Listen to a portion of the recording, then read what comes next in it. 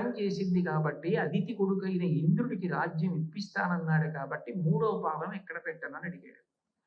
సూనృతంబుగాని నుడువదు నా జిహ్వ బొంకజాల నాకు బొంకులి నీ తృతీయ పదము నిజము నాశనమున నెలగు చేసి పెట్టు నిర్మలాత్మ. నా తల మీద పెట్టమన్నాడు బలిచక్రవర్తి. ఆయన తల మీద పెట్టి ఇప్పుడు స్వతంత్రుడు కాడు, ఇప్పుడు అతిశయంతో ప్రవర్తించడానికి వీలు లేదు. కానీ ఆ వంశంలో ప్రహ్లాదుడికి ఇచ్చిన మాట ఉంది, నీ వంశంలో ఉన్న వాళ్ళని దునుమాడను అని. అందుకని చంపడానికి వీలు లేదు. ఆయన ఎందు గొప్ప గుణం ఉంది, గురుభక్తి తత్పరుడు కాబట్టి కాపాడాలి.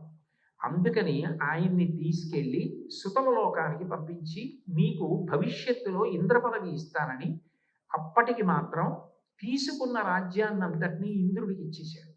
అంటే తాను అంతటా వ్యాపించి ఉంటాడు, అంతటా వ్యాపించి